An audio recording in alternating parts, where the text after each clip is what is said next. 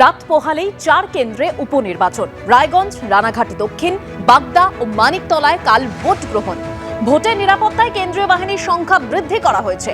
55 কোম্পানির বদলে 4 কেন্দ্রে মোতায়েন থাকবে 70 কোম্পানি কেন্দ্রীয় বাহিনী। সবথেকে বেশি 20 কোম্পানি কেন্দ্রীয় বাহিনী মোতায়েন থাকবে বাগদায়।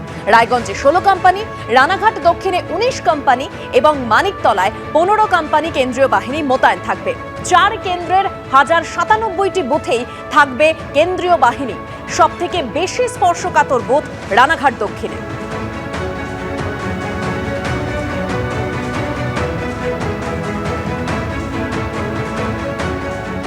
রায়গঞ্জ লোকসভা কেন্দ্রে জয়ী হয়েছিল বিজেপি, কিন্তু রায়গঞ্জের বিধানসভার উপনির্বাচনে এবার কিন্তু রীতিমতন হাড্ডাহাড্ডি লড়াইয়ে যেমন রয়েছে বিজেপির প্রার্থী, একই সঙ্গে লড়াইয়ে রয়েছে তৃণমূল কংগ্রেস এবং বাম জোট কংগ্রেসের প্রার্থীও।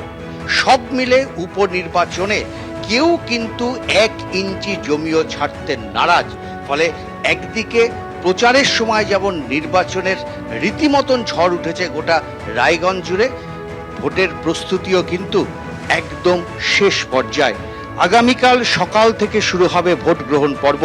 তার আগে ভোট কর্মীরা তারা পৌঁছে গেছেন বিভিন্ন বুথে এবং সেখানে নির্বাচন ভোট নেওয়ার যে সমস্ত প্রক্রিয়া দ্রুততার সঙ্গে তারা সেরে ফেলছেন। লোকসভা নির্বাচনের সময় যেরকম সক্রিয় সেন্ট্রাল ফোর্সকে দেখা গেছিল একেবারে বুথে ঢোকার মুখেই, ভোটের আগের দিন কিন্তু ততটা সক্রিয় দেখা গেল না, যদিও নির্বাচন কমিশন এবং ভোট কর্মীদের দাবি ভোট হবে অবাধ এবং শান্তিপূর্ণ।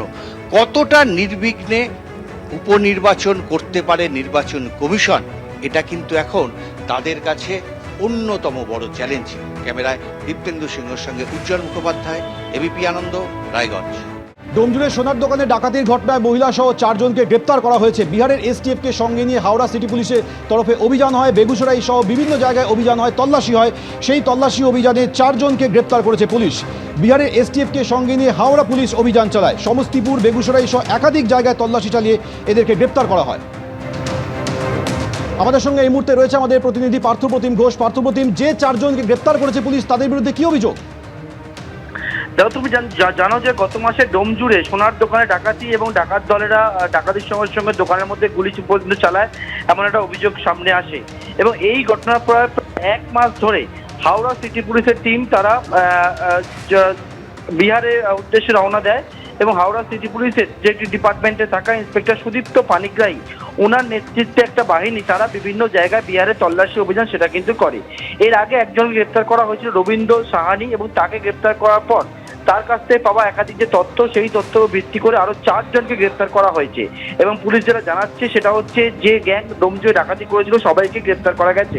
কিন্তু এই 4 জনের মধ্যে একজন মহিলা রয়েছে যার নাম আশা দেবী ওরফে চাচি, এবং এনার সম্পর্কে যেমনটা জানা যাচ্ছে যে ইনি কিন্তু ডাকাতির ঘটনার সময় ডাকাত স্পটে উপস্থিত না থাকলেও পুরো যে লজিস্টিক সাপোর্ট, সেই লজিস্টিক সাপোর্ট দিতে হচ্ছে এই মহিলা, এবং এই ডাকাত দলের সঙ্গে তিনি একেবারে যুক্ত। এবং এনারা কিভাবে ডাকাতরা আসবে, কোন পথে আসবে, ডাকাতির আগে কোথায় থাকবে, ডাকাতির পর কোথায় যাবে, এমনকি যে সোনা উদ্ধার করা হবে সেই সোনা কোন জায়গায় ডিসপোজাল করা হবে, সমস্তটাই কিন্তু অ্যাসাইনমেন্ট ছিল এই চাচির, তেমনটাই কিন্তু জানা যাচ্ছে। এবং এরা সকলেই বিহারের সমস্তিপুর, অন্যদিকে বেগুসরাইয়ের বাসিন্দা।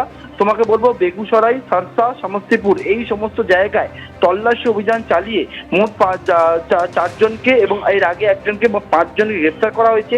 এরা প্রত্যেকেই কিন্তু সুবোধ সিং, বিহারের যিনি গ্যাংস্টার সুবোধ সিং এর সঙ্গে গ্যাংয়ের হয়ে কাজ করেছে একাধিক জায়গায়, তেমনটা জানা যাচ্ছে। এছাড়া নিজেরা কিন্তু আলাদা করে ছোট ছোট গ্যাং বানিয়ে তারা এই কাজটা করতো। গোটা ভারতবর্ষ জুড়ে বিভিন্ন জায়গায় সোনার দোকানে ডাকাতি, স্বর্ণ ঋণ প্রদানকারী সংস্থায় ডাকাতি, বিভিন্ন জায়গায় কন্ট্রাক্ট নিয়ে সুপারি কিলার হয়ে তারা কিন্তু খুনের ঘটনা, এইরকম একাধিক ঘটনা ঘটাতো বলে কিন্তু এখন পুলিশ সূত্রে আমরা জানতে পারছি।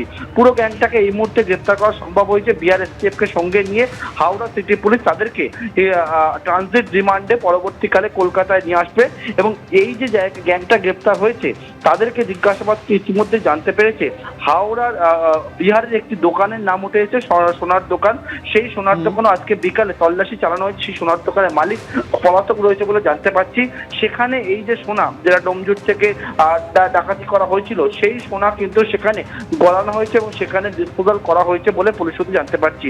অর্থাৎ একের পর এক যে ডাকাতির ঘটনা, সেই ডাকাতির ঘটনায় বিহার যোগ সামনে আসছিল, গ্রেপ্তার হচ্ছে এবং তার সঙ্গে প্রত্যেকের সঙ্গে দেখা যাচ্ছে সুবোধ সিং কোনো না কোনোভাবে কিন্তু কানেক্টেড। সৌমেন, ধন্যবাদ পার্থপ্রতিম।